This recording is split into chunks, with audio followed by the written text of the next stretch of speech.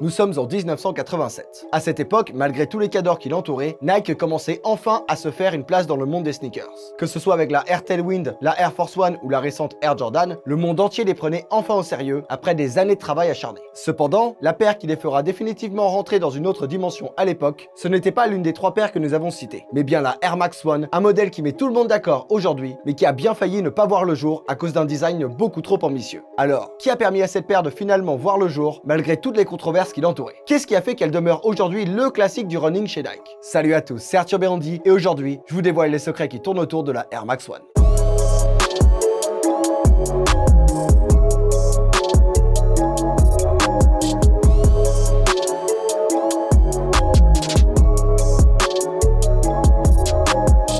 Fin des années 70, Nike avait introduit, juste après Karoo, la technologie Air dans ses chaussures. Ils commenceront par la Air Tailwind, puis enchaîneront en 1982 avec la Air Force One, puis en 1984 avec la mythique Air Jordan. Cependant, malgré tout ça, Nike n'était pas encore au sommet du monde des sneakers. Ils en étaient même loin car des marques comme Adidas, Converse, Reebok ou Puma leur traînaient toujours dans les pattes. Surtout dans le monde du running, dans lequel ils étaient totalement à la masse, voire en faillite. Ils avaient donc besoin d'un produit qui les démarquerait une bonne fois pour toutes de la concurrence et qui les remettrait en selle. Ils vont donc faire appel à un jeune designer que vous connaissez forcément.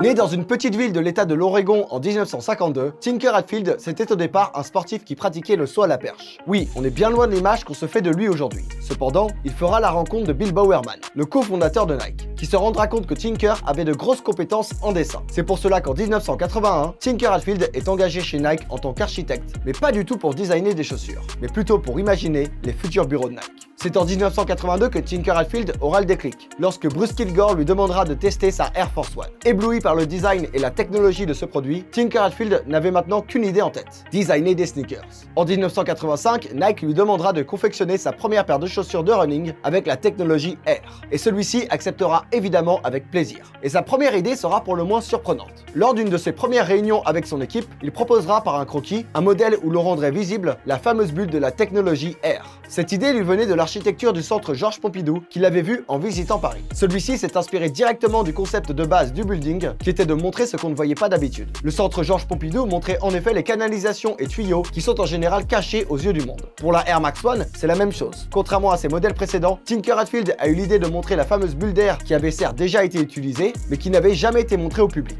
Mais hélas, ça n'a pas plu à tout le monde. Je dirais même que personne chez Nike n'était d'accord avec cette idée.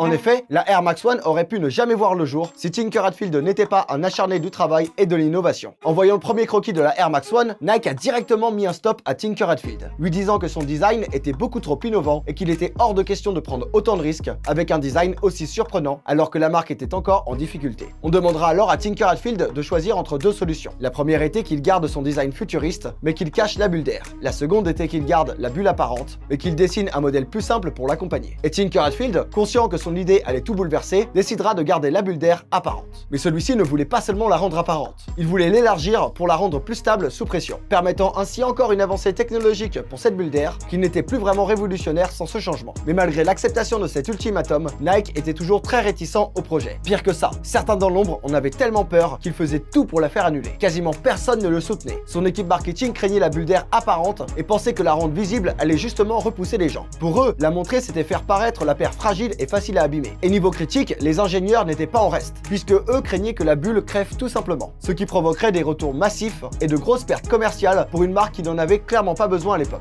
De plus, ceux-ci ne savaient même pas comment ils allaient faire pour fabriquer un tel concept. Mais c'est finalement grâce à deux cadors de chez Nike, Peter Moore à qui on doit la première Air Jordan et la Dunk, et David Forlan, directeur de l'amorti à l'époque chez Nike, que le projet verra bel et bien le jour. Ceux-ci soutiendront de tout leur cœur le projet de Tinker Hatfield, même si bon, les ingénieurs n'avaient pas totalement tort. En effet, et vous avez dû l'apprendre avec la sortie de la Air Max One 86 Big Bubble, mais la paire de base avait une unité d'air plus grande et devait sortir en 1986. Cependant, la bulle d'air était trop large et trop fragile pour l'époque, au point que la plus grande peur des premiers possesseurs de Air Max s'était réalisée. L'unité air sol avait tendance à se fissurer lorsque les températures étaient trop basses. Il a donc fallu repenser le modèle qui est passé de 4 à 3 unités d'air apparentes pour finalement sortir le modèle de Air Max qu'on connaissait tous avant la sortie de la Big Bubble. Le premier modèle sera rouge pour attirer l'attention sur la paire mais aussi sur la bulle d'air apparente. Bref, la Air Max One était enfin prête. Mais alors, aura-t-elle le succès espéré par Tinker Hatfield ?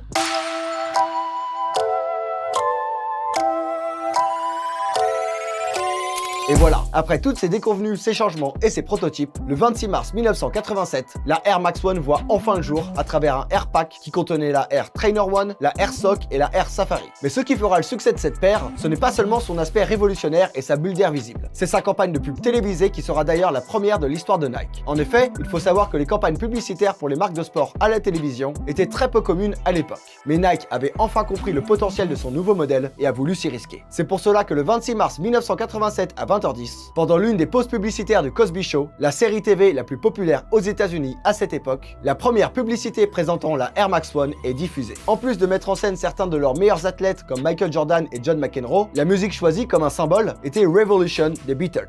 Et tout ceci n'était évidemment pas anodin, car le but de cette pub était de montrer que cette paire de chaussures était une révolution. Mais petit problème, ils n'avaient pas les droits. En vrai si, mais c'était plus compliqué que ça. Yoko Ono, l'épouse de feu John Lennon, et EMI Records, qui possédaient les droits de la chanson, les ont vendus à Nike 500 000 $.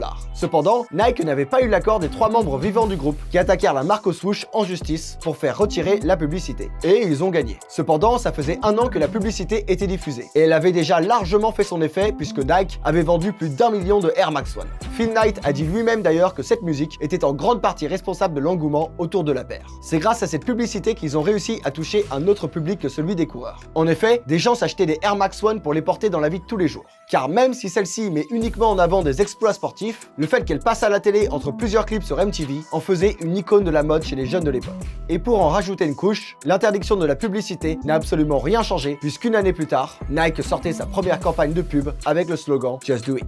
Bref, ils étaient inarrêtables et enchaînaient les masterclass. Pour Tinker Hatfield, vous connaissez la suite. Il designera ensuite les modèles les plus légendaires de la Jordan Brand en collaboration directe avec Michael Jordan. Mais qu'en est-il de la Air Max 1? Comment est-elle restée aussi longtemps dans l'inconscient collectif et pourquoi est-elle toujours un modèle culte?